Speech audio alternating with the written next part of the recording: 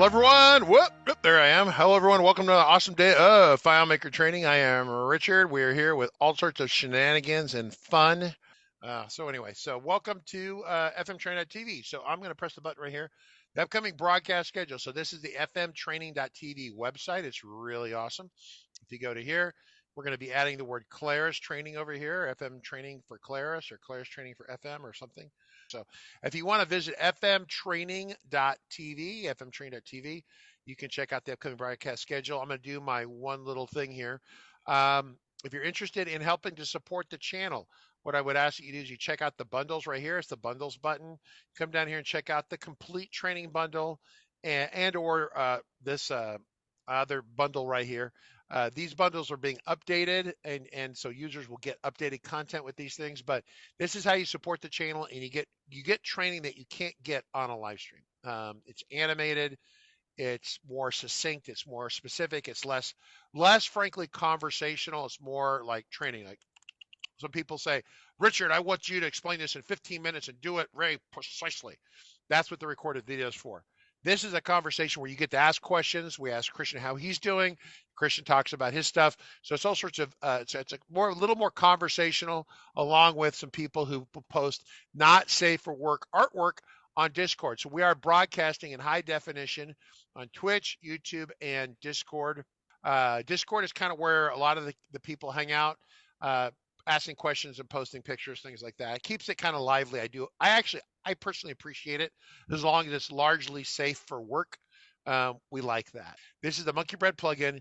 This is essential capabilities for both the FileMaker platform and the nearly identical Claris platform, which is kind of the same thing mostly. And this plugin works on both. It's great. You buy it. It gives you tons of capabilities. It's been product of the year a bunch of times. I make no money on this at all by me saying this. In fact, I buy this software along with the rest of you. I pay for it. It's actually pretty inexpensive. All right. So with that in mind, I want to welcome Christian Schmitz. Christian Schmitz has been the CEO of Monkey Spread Software. We always make a joke about that. If you ground up monkeys, put them into a jar like peanut butter, that's one way of thinking about it whenever I think about this product. But you want to take that monkey spread bread stuff and you want to slather it, like take it out like a knife and put it on all your FileMaker sandwiches, because it really makes things taste much better. So Christian's been around for a long time.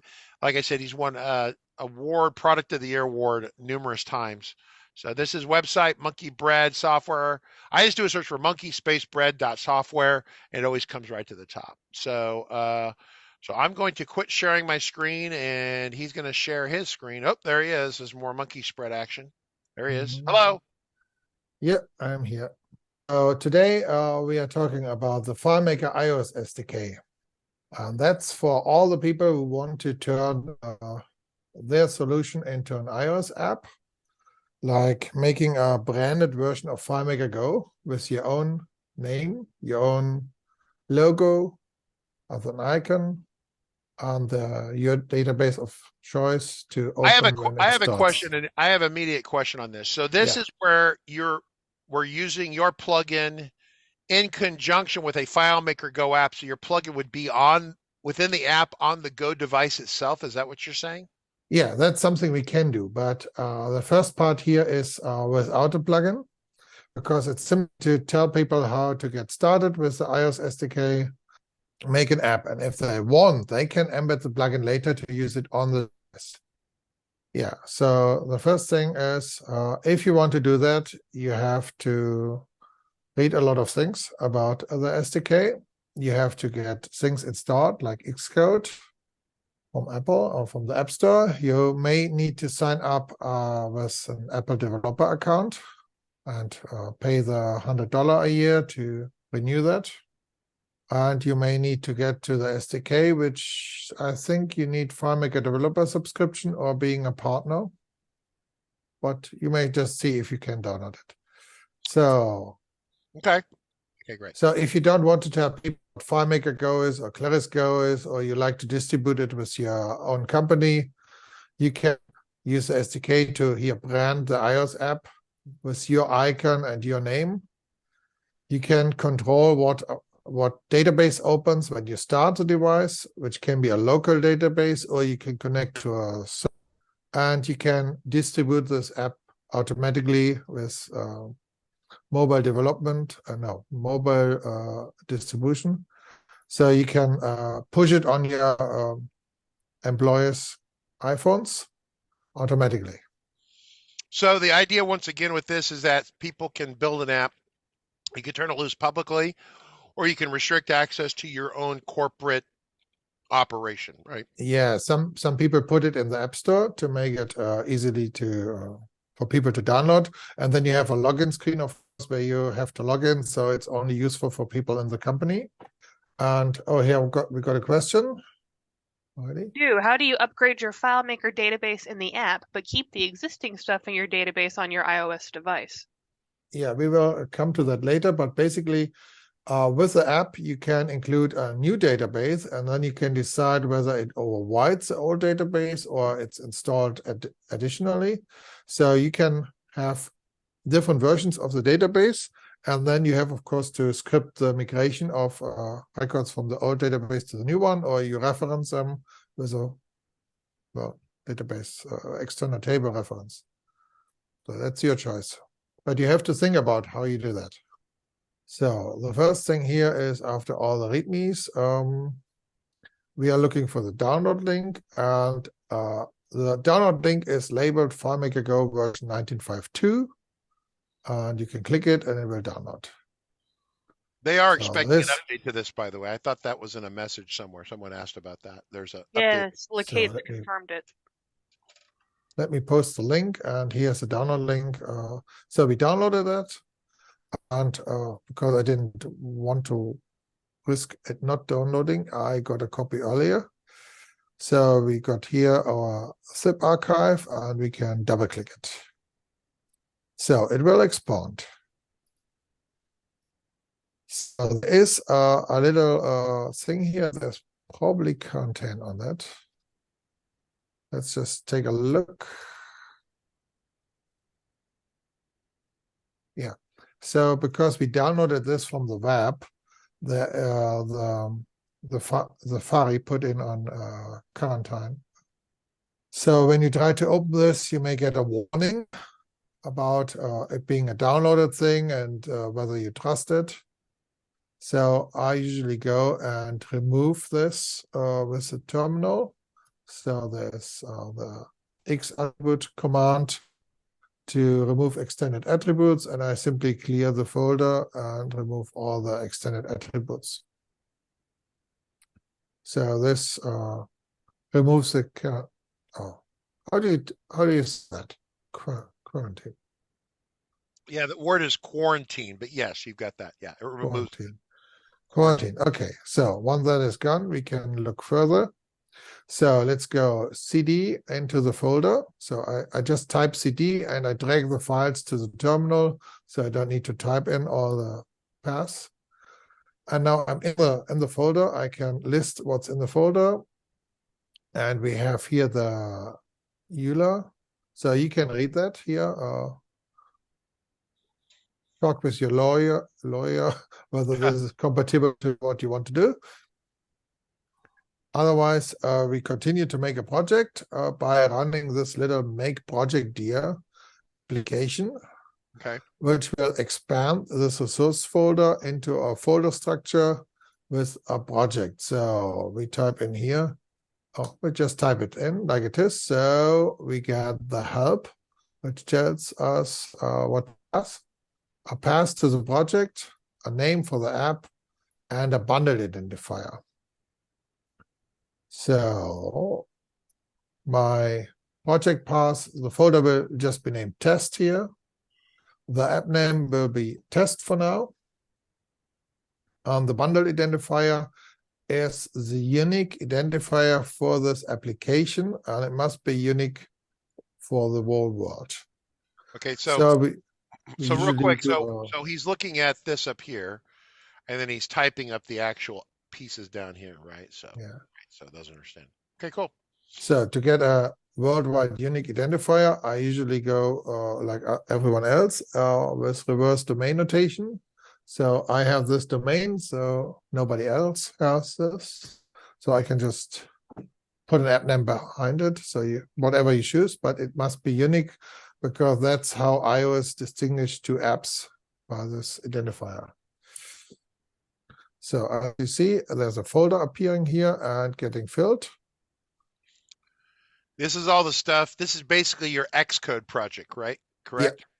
Yeah. So this tool expanded this archive and did a couple of search and replace for the app names and the data. Okay. So let's take a look on it, what we got here, the different parts. Oh, yeah. So we have a project. Okay. Then we have a folder, solution files. And this is the database we have there. You can open it. This is a default database, which basically just shows this message and what plugins are installed. Can I explain something real quick to everyone? So Yeah. what's going to happen, there's an application, it's a development environment on his Mac called Xcode. And so Xcode is normally where you'd program C or Swift or some sort of language. And what you do is you take your code, you run it through Xcode, and out comes a final application that you can test and play with.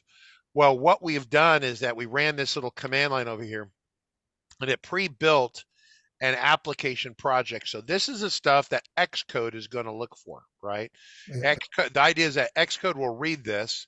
There's your FileMaker file right there, and it's going to kick out an IPA file. Sounds like a beer, but it's IPA. And this is the actual, like a executable, like an exe that runs on an iOS device. And inside this, inside of here is going to be the FileMaker Go engine. It will also have your database file in here that will be in there. So it's a single self-contained runtime that runs on iOS. Okay. Does everyone follow what I just said? So you can change this database later, replace it with a different one if you like. Let's say there's a folder for plugins. There's a configuration file, which we will take a look later. So let's see, we have here here are the libraries for the complete FileMaker Go engine. So basically those two files here is the whole code from FileMaker Go as a library, which will be embedded in your application. So there's an iPhone version and a simulator version. Here are a couple of assets which you can change if you want. And so let's open the project. We waited long enough. So there's a question real quick. David Angel asked the question. I'm going to answer this real quick for you. So David says, well, what do I need to make this happen? You're going to need a Mac for starters, Yeah. a reasonably current Mac with probably a reasonably current operating system. You're going to need FileMaker Pro so you can manipulate your FMP12 file. Obviously, in the future, when this comes out with Claris, then it would be that kind of thing again. You need Xcode, which is a free download. Now, if you go to the Apple developer site, you can get a subscription, I think, for $99 a year. But the Xcode, this is so you could submit things to Apple. You can submit them up to the fruit company. I don't know if you make the little fruit with the little apple on the top. You submit it to Apple. That looks like Pac-Man with ears. But the idea is that Xcode is free. So FileMaker you buy, Xcode's free. The MBS plugin, you buy it really cheaply, especially today, 20% off. But then you have to follow this kind of crazy set of instructions here. So keep going. So that answers the question. Keep going, Christian Schmitz. Yeah. So you can just get Xcode on the App Store for free.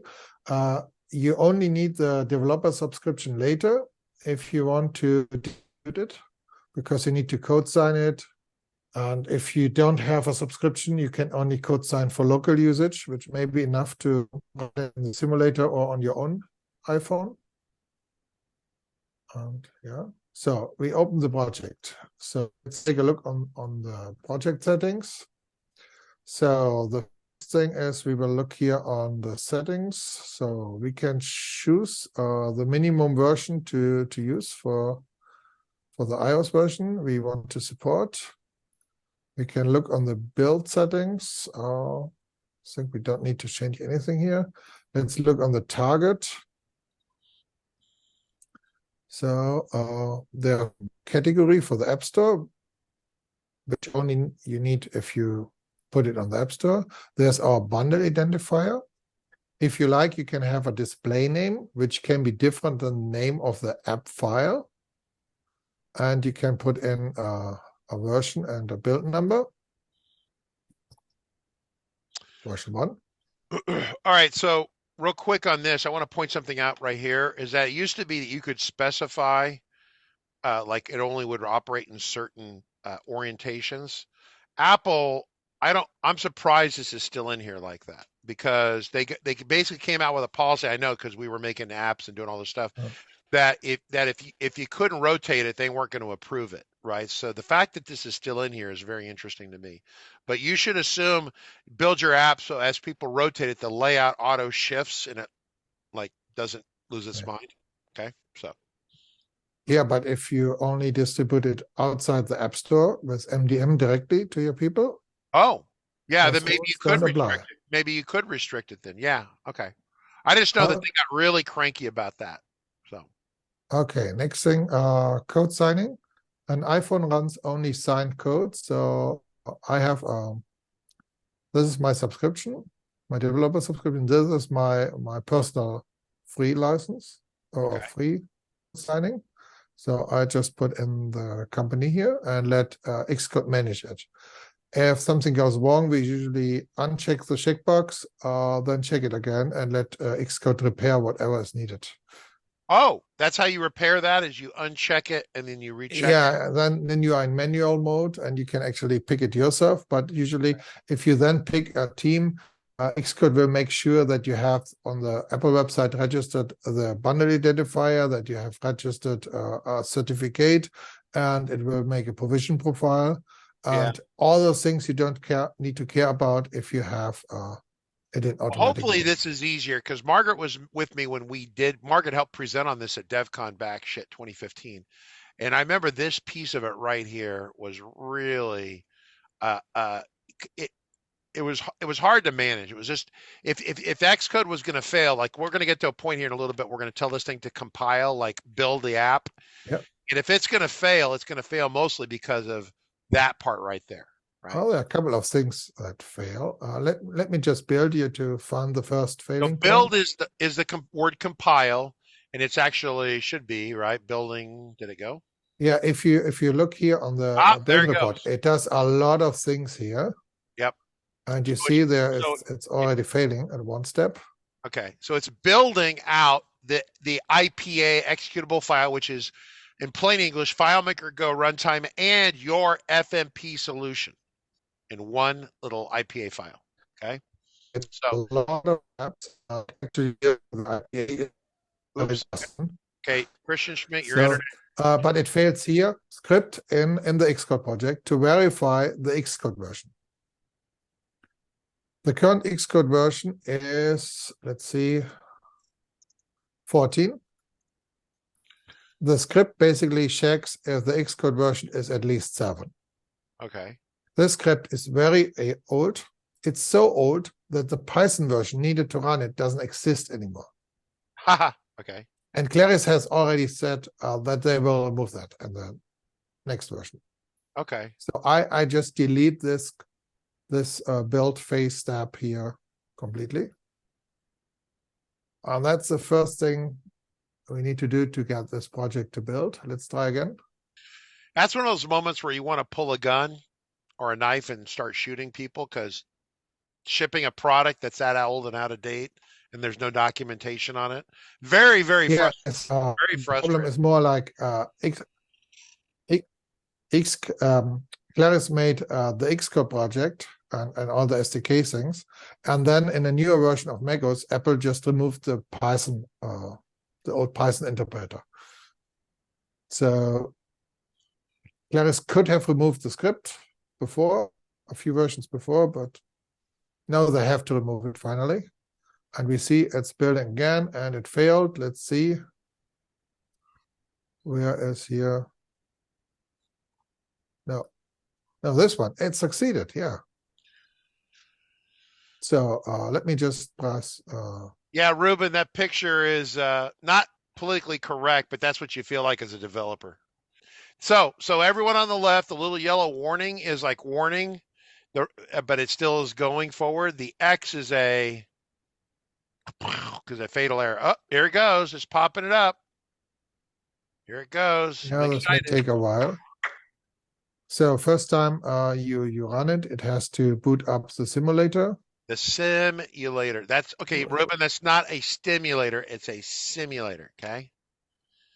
So real quick, the configuration file is what when it's running the build process, it's reading. These are the instructions it's reading to do the build. Correct? Is that my understanding? So, okay, you can tell which database to open. This usually is a database which then connects to whatever server you like. So you screen to ask for the credentials, and you may use it to store maybe some password or pick which server you want. Okay. Have open. There's a menu where you can't close the file. And there is no start menu where you can pick a file. So that part is disabled. But you can go to settings, for example. Oh, and it's showing in German. I'm sorry. Yeah, well, that's fine. Most of us kind of figured out as soon as we saw import export, we kind of figured what we were looking at. Okay, so next thing you can define your help URL, and there's a help button in the menu there. Okay. Where you can define where it goes. And now the next thing, which is important, is the solution copy option. And here is the question whether the template database file you include is copied to the documents folder for the app, because the version FileMaker Go is opening is the one in the documents folder for the app.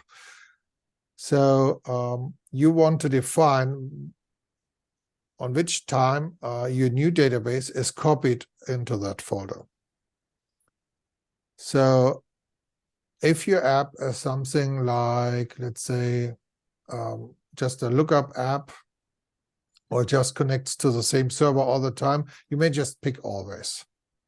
And just make sure that people always use the latest database you include. But if you actually keep data in the database, you need to do something like here, build version change, or maybe even once. So people only get the database copied on the first launch or if the version changes. And with the version change, you may want to rename your template every bigger version. So you may have placed your database version 1 and your database version 2 and version 3. You may make a little script to migrate the data from the old to the new version, or you may reference it with an external table reference. Then if your database has a password, you can include that here. And if you are into programming with Swift or Objective-C, you can define your own delegate, so you can handle some other things like, well, special events from the operation system. Like we use we offer things like that in the plugin, where you can get a script triggered when the application goes to the background or comes to the foreground. Yeah, there's some really cool features in here. This is the part I loved about building these things and messing with this stuff. It was really neat. The part that drives you nuts is when you compile it, then you get the errors because of your signing security stuff. But once you get past that, this is really cool building your own app. And it's almost the same as it's always been. By the way, real quick as a side note for everyone, notice this interface up here. Notice over here, this is like the project over here. Right. This is the code over here. And then as you select bits of the code, you have little other bits over here. Does this look nothing like kind of like the layout mode in FileMaker, what we call the layout workspace and or the script workspace? Claris, the engineers at Claris, Clay and the various engineers at Claris, used Xcode as the model for the updated interface for FileMaker. How's that? Yeah, and they use Xcode daily. They use Xcode all the time. So they figured that just copy what Apple did, because if you copy what Apple did, odds are you'll be successful. All right. Okay, next thing, app media. You can put your icon here. And if you need an icon, you see you have to provide it in a lot of sizes for all the different iPhone models with all the different screen resolutions and all the different areas where an icon is shown. So you may Basically, you may just ask your artist for a big one and then scale it down to fill all the spots here. You can change the launch screen image here, also in 3 versions if you like. So you can have your whatever logo you have shown when the application is launching. Yeah, I'm answering a question over here. Margaret, we'll save it towards the end. I want to let Ruben asked a good question. I respond to it in Discord, but keep going, Christian. Keep going, Christian. You're doing great. This is So awesome. And your internet now is really fast now. Your performance is good. Yeah, great. So next thing is we can look here on the Info.plist entries. So the Info.plist is a file in your app which tells the operation system a lot of things about your application. And things like your descriptions for different usages of things. Like if you want to access media library, microphone, face ID, camera, location, photo library. If you want to access that, you have to tell the operation system a little text. This text may tell people why you use it. So it may be shown by the dialog Apple puts up. So here we can just type something like need location to find nearby stores also. If you are looking for stores in your area, you may use the functions in FileMaker to ask for the location, and then this dialog may show up and this message may show, and the user may be more confident that you actually need it. Otherwise, you can look on the interface. I think there's nothing special here. Otherwise, we have build settings. Well, we keep those there. Next thing. Yeah. Oh yeah, all the artwork in different sizes. Yeah. By the way, for those of you wondering, I am communicating live right now with Andy Lacates about 12.6. So we have a giant question on topic from Akelburn73. I'm going to copy it into Discord. okay. It is like a paragraph. Give me a second. Question from Twitch. Okay. He asked if he had found a workaround for something. Okay, for years I have received feedback from Apple after uploading an app. Your app declares support for the location in the UI background modes key playlist, but does not have any features that require persistent location. If you disable background modes, the app no longer works. Have you figured out a workaround for this? The workaround is usually to tell the reviewer that you're using FileMaker SDK to make this app, and Claris decided that the setting is needed. So okay, there you go. Good one. We don't really have a workaround for that. All right. So where are we at? Are you trying to make? Is it working yet, or is it not working yet, or what's your status? I can try again and see if the. Yeah, run it again. So it runs again in the simulator. There we go. There we go. So if you have a phone connected, you can actually pick the phone here as target. And I can actually try it live. Let's see if it likes. Unavailable.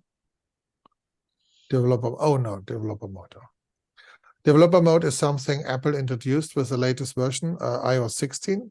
So I have to switch on developer mode on an iPhone to test on it. Really? And for that, you need to restart the iPhone. Because when the iPhone is in developer mode, some security things are disabled. And you usually don't want to do that on your primary device.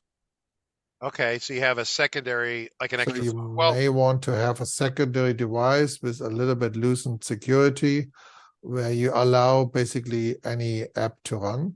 And Apple tightened the security for the normal devices because a lot of people are misusing these freedoms. Okay. Well, if you're a developer, you probably have more than one phone or one device, odds are. not here I'm- yet. Yeah. So real quick, we have some questions here. Yeah, I want to show the capabilities here. Yeah. So your application has to define which capabilities it wants, like for example here, which background modes it likes. So your iOS app is usually put on sleep if your app is in the background, except if you're doing some things, you may want to keep a few parts of your application running, like Yep. the things playing audio or asking for location, or if you use Bluetooth devices, you would want to have those background modes here turned on, so you can actually communicate with the device while your app is in the background. Or here, background fetch is for downloading things in the background, or remote notifications is to get notifications while in background. And you can add capabilities here, and there comes a little chooser here where you can fill in various things your application may want to have access. And then you may end up in a discussion with Apple why you want it. Like if you want to do a health kit, you want to access health data, you have to talk with Apple, because why does your app need health kit? And if you make a casino app, you may not be allowed to. Like they want to make sure user data is protected. If you want to have something like NFC, you will have. There's a question. Just stop. There's a question right now from Nextech. So I'm going to throw a nice curveball or a baseball to you. It's called a softball. You ready? Ready? Here we go, Christian. Nextech says, anyone find a solution to reading NFC tags? That's near field communications, where you like a smart card and you wave it in front of a door and the door unlocks and opens. It works in Go, but fails in the app build on the test iPhone. Is this something, I'm going to just add this, is this something that Monkey Bread Software can help us with? Oh, well, not the plugin, but the Xcode project. So if you want to get all the functionality FileMaker Go has in your iOS app, you will have to replicate all the same entries for the Info.plist and the capabilities. And if you want to have near field communication, you need the entitlement for this. And then you can get that. The way to put it. Okay, you said if we want to add all the capabilities, you have to do, did you say Info.plist? Is that what you said? So the info file is shown here. Yep. These are Yes, the Info.plist I recognize entries. this. I recognize this. Yes. And there we have, for example, here the usage descriptions. Yeah. Okay. Photo, location. And so we have to put some text in here if you want to use it. And we may add more entries here. Like, let's see. So you find there's a lot of things here. Near. It'll be under let's near. No. Nope. No near. Shit. No. It's called No, something this else. is just for Info.plist. It's things like here for why you may want to use a couple of the capabilities. Like here is NFC scan usage description. Okay. So if you want to perform an NFC scan, the framework looks for this description string to show in the dialog, asking the user whether it's okay for the app to use NFC. Nextech, are you following this question? Nextech, right? You have to put this in here. So the logic behind this is if your application doesn't have such a string and some code in your application tries to do NFC, it will be denied. It's not allowed. And for deviant, you said deviant, right? Denied. Forbidden. Deviant is a deviant. It's a bad thing, right? A negative thing, right? So it's a badly acting application. Yeah. Okay. Okay. With some things like, for example, the context framework, if your application tries to access the context framework and you don't have the usage string, your application gets terminated right away. There are a couple of things like that. The idea is that if you have an application and some hacker got it to load some other code from somewhere else, which then tries to read the address book, the application gets terminated right away. So we may just add a string here. Let me see, privacy, need to scan customer badges. Also. So Nextech says, yes, we did all that, but it still fails. So the question is, Is it related to the Claris side of things, or is it you not understanding Xcode as well as you need to? And I'm not picking on you. I know that I am a Xcode junior detective.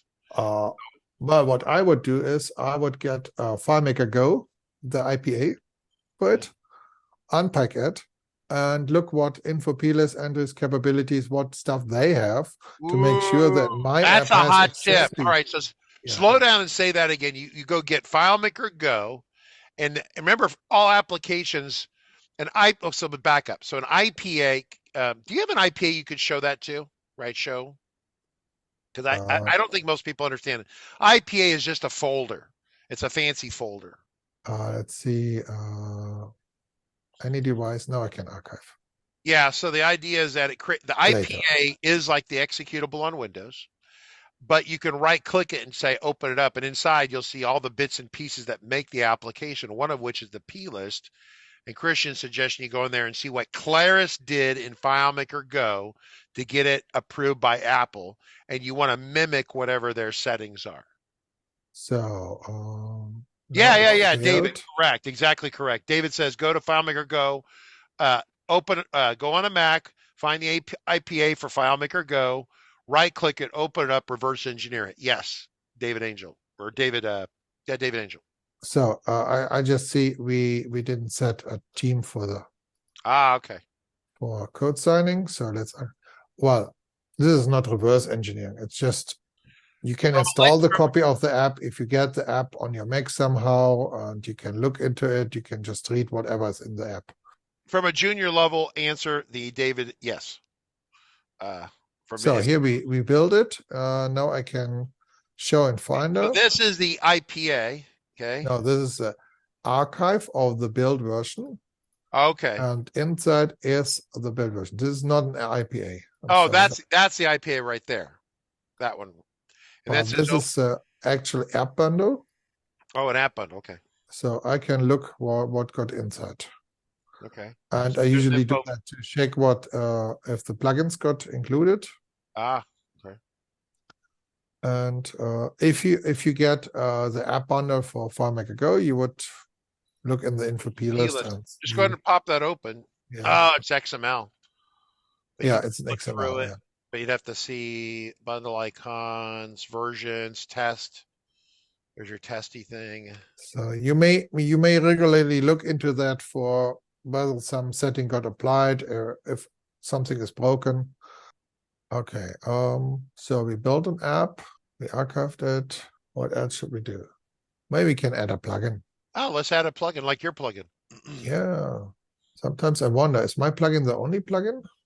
I think there's probably, if I had to guess, probably base elements and a couple other ones that can do this. But you're the guy who comes on the show who really cares about the developers, right? And you want to show this off, and you invest in our education, which just helps us want to buy more of your stuff, right? So that's always useful.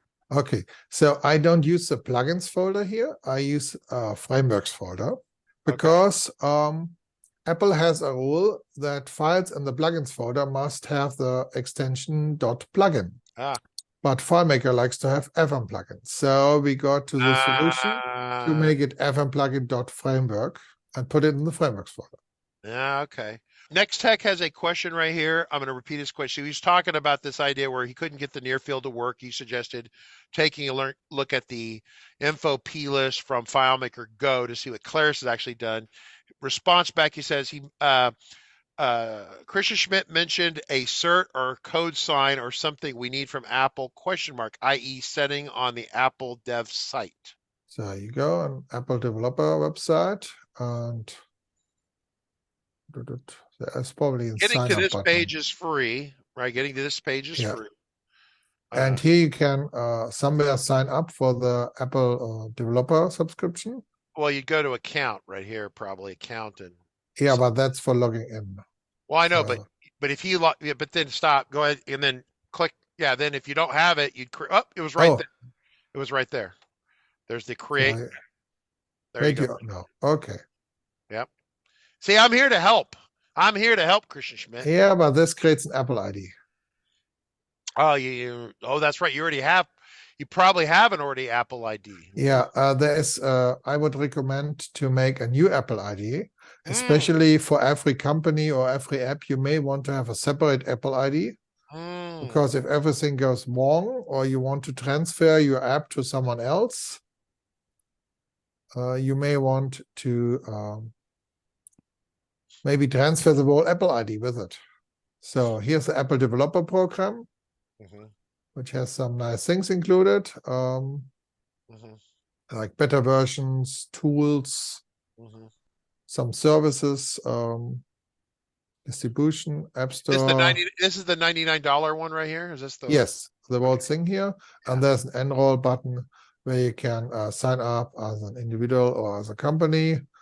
So real quick for everyone here, real quick. So we did training on this a while back, years ago, and it to get in here and to really bang out an app, you have to kind of immerse yourself in it. It's not something you're going to do in an afternoon. It's going to take you all day, every day, probably a week to get to the point where you can really bang this stuff out. So you have to have the time to free up to learn this enough that you can resolve it. When you're over here in Xcode, if you come over here for me, Christian Schmidt, largely this is unchanged. I think the issue is it's like we're building this on this specific Mac, right? And so things that would screw us up is that we take this project, we take it from one Mac and we move it to another Mac because someone else is going to do the compiling. This process here tends to break the shit out of this signing and whatnot over here. And so all these issues would pop up and you just have to take the time to learn them, to walk through them, to talk to Christian Schmidt, to talk to other people who do this a lot, who are experts at this, and get their help with it, right? It would, of course, would be helpful if you either paid Christian for his time or you bought his, a bunch of copies of his product or something. But the idea is that we quit doing the training on this because it took us a lot of money to do this, and very few people were actually building apps. We're having a conversation here today. It's fun. This is great. It's kind of historical for me, but the number of people here who watch this video who are actually going to go do this, very small. Next text says, what we can't find, we are logging into Apple Dev is where we allow NFC scanning in our app. We have to add the plist is the one, right? Next text, you added the plist. Yeah. And the capabilities. And make sure the provision profile has it too. So the provision profile has it. Yeah, that's something we didn't touch here because we use the automatic mode. So Xcode creates the profile for us here automatically.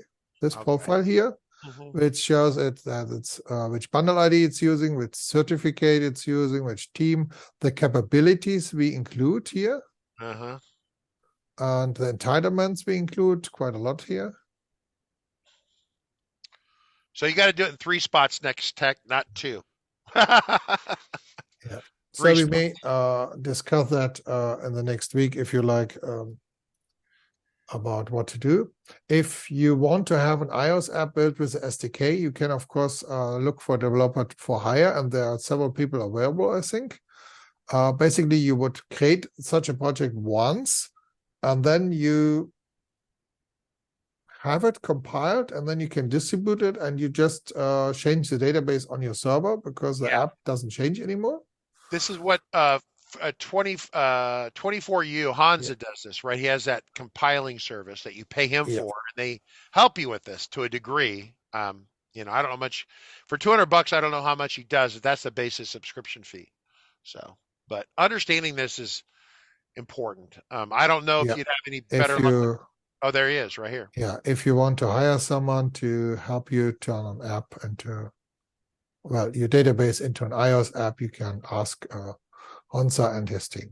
Yeah, it might be worthwhile spending a couple bucks to free you up from that. So once you have the data, you know it, then you're set. Yeah. Okay, we wanted to add the plugin. I put the plugin here, the simulator version, into our folder named frameworks, and this folder goes into the project as a folder reference. And add to target here. So we now have a blue folder here with a plugin. Okay, got it. So now frameworks. So and anything else we have to do? We have one question. Actually, it's kind of completely off topic, but I promised William I would ask Christian Schmitz. Okay. We're going to William, start the compile right now. It's going to, okay, there it goes. All right, what's the question? I tried Monkey Bread. Does it disable keyboard shortcuts after a few minutes? I didn't know if there was a glitch or copyright protection? Question mark.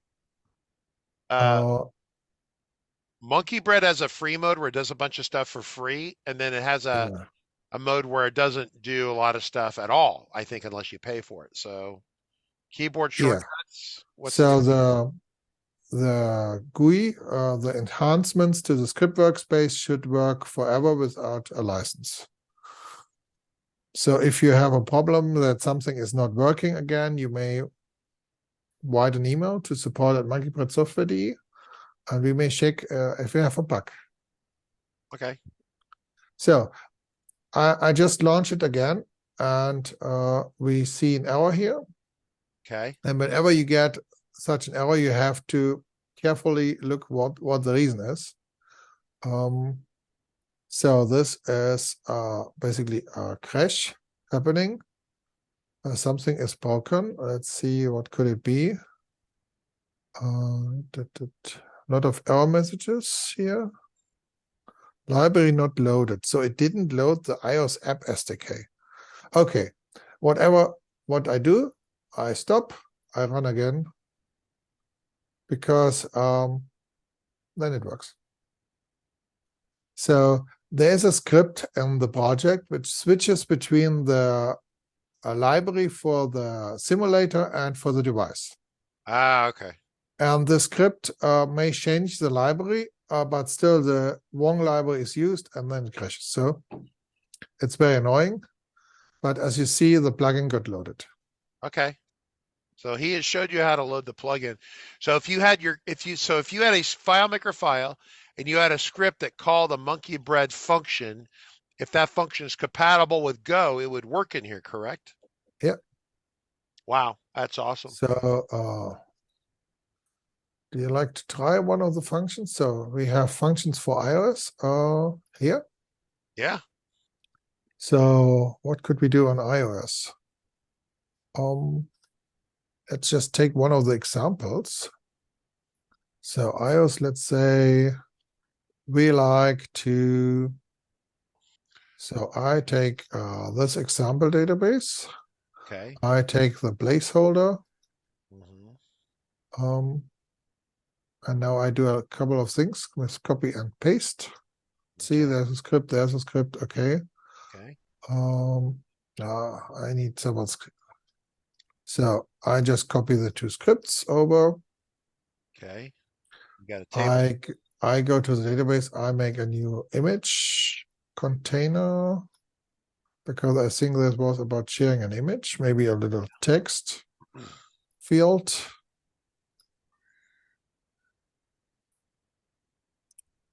I may adjust the layout, remove all the stuff.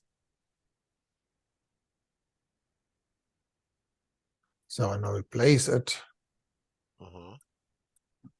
So we have some text, and we need a share button. Yeah. And then we need to fix the script references. So share image. Save. Doesn't need to be nice. Here we change it to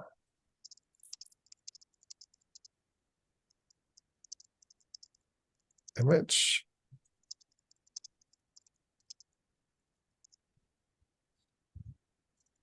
I can also add the text. Oh, I have to go to the other dialog. So text, yeah. So we take just a test. okay. So you can specify a text and a subject line. So in case the sharing is an email, it would actually use this as a subject line. Okay. Let's see what this script does. Oh, this is for editing the file. Okay, we can also support that. Just put it back. All right, there you go. Okay, and now I should maybe put something M here. Let's see, I need a picture. Picture, good for work.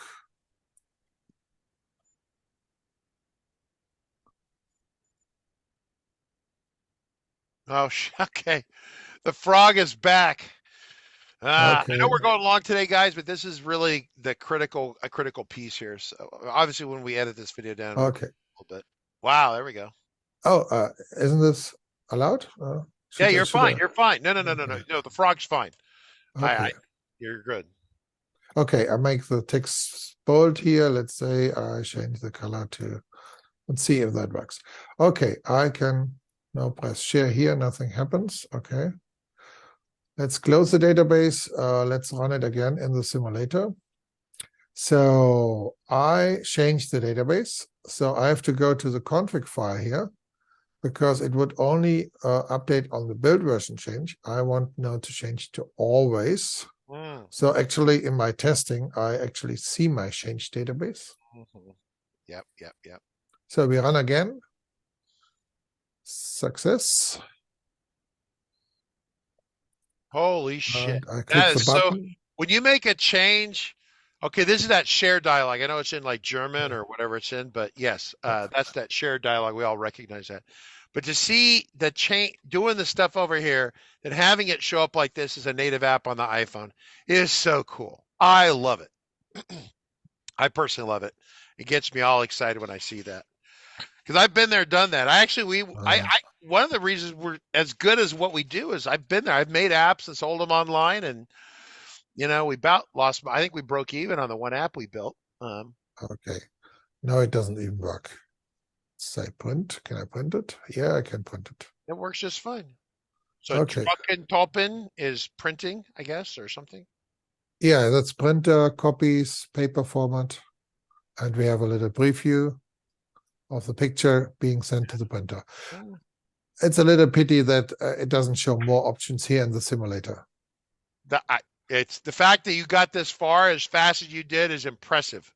I thought that it was going to blow up in little tiny bits. There would be dead frog bits everywhere, but it worked out good. Have we answered all the questions, Margaret? I'm trying to land the plane. We're turning base to final, short final. Yeah, So, the next tech thing was resolved. There, Egelburn on Twitch still has that same issue. He says the Apple doesn't care that FileMaker needs it, and they still reject him. Can you resubmit? Yeah. And hope you get a new person. You can submit again. You can fill a complaint. Yeah. Because remember, Apple has a lot of brand new junior engineers, and a lot of their junior engineers spend time doing application reviews, right? And remember, they got a lot of people trying to submit at things that steal your information. So they're actually actively looking for bad actors.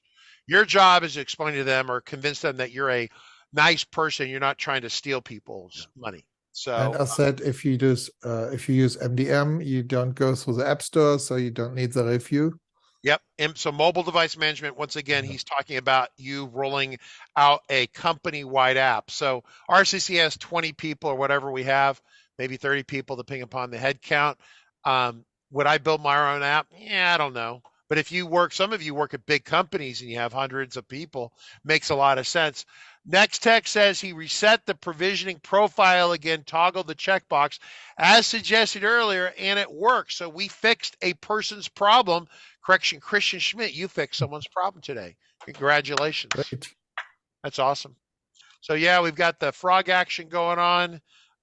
Lots of fun happening. This has been a really good day today. And I enjoyed it because we made training on this stuff and it hasn't really changed that much, but there weren't enough people doing it that it just could justify the expense because I have to pay money, right? When you see jokes about stacks of $10,000, the live training course, if I had to re-update it for this material, would be probably 20 grand, 30 grand. So it's a lot of work. And we're never going to have that many people who use it. So that's kind of the rub. So Ruben asked a question and I'm going to answer the question. This would be my best guess, but probably fairly accurate based upon what I know about their licensing. So Ruben's saying, well, we're dealing with the FileMaker platform as opposed to the Claris platform. They're both fairly nearly identical. One, there will be an iOS App SDK build thing like what you see here for the Claris platform, for Claris Go, okay? So Claris Go is the same as FileMaker Go. The only difference is that you sign in with your Claris ID if you're going to access a Claris server or service, even locally, I think you have to do that. My expectation would be that if you create a IPA file out of what we did today, you build an iPhone application executable file with Xcode, running a local database will not result in any. It should work just fine. I don't think they're going to require you to log into a Claris ID for a local database.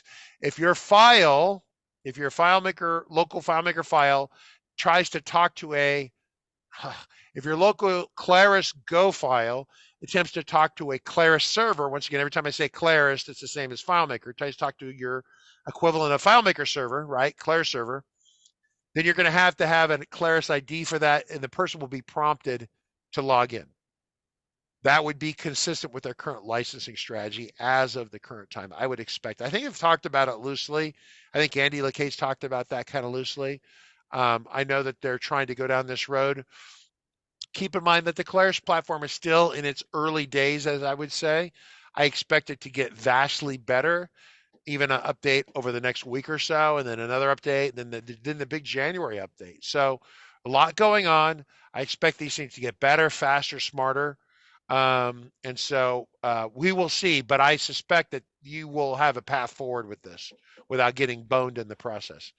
Do you need a Claris developer account? If you're trying to build an app and you don't have an Apple developer account or a Claris developer account, you're probably insufficiently capitalized to be successful. See what I'm saying? Well, So you have to have some money in order to go down the road and do this stuff, right? Never mind, I had someone with a $200 Windows machine that was mad that they couldn't run Xcode. I mean, so you have to buy a Mac. That's going to be the most expensive part of the whole thing, right? yeah, well, a used Mac Mini is enough for $500. So I would So people have used FileMaker SDK to build little iOS apps for example, for events like a conference, where you would just give it out to the people, and it would be using only a local database, so it wouldn't need a server, and it could maybe download a text file from your web server to get the new events, and this way you can distribute it on a conference, for example. Yeah. But otherwise, you would put it in the company, and then the license would be a user's license for the server in your company. Yeah, so my expectation would be that for you to be successful at this, I would expect that you're going to have a Mac with a current operating system, probably a reasonably current Mac. You're going to need an Apple developer account, and you're probably going to need a Claris developer account. If you can cut those out of there, that's fine. But once again, your personal time, I mean, what is your personal time worth? Because you could run into a spot where you have some weird bug and you realize you wouldn't have the bug if you'd bought the account. This is one of those things, right? So for less than $2,000, you can have all the tools you need, would be my general impression. All right, cool. That's a lot of information. We're going to be back tomorrow with Nick Hunter. Anything else, Christian Schmitz? No, thanks. If you have questions, please ask, and I will be back on the show in a few days. In a week. Next week, right? About a week, right? Yep. Yeah. Cool. All right, that's a good one. That's a wrap. We'll see you tomorrow, everyone. See you. See you.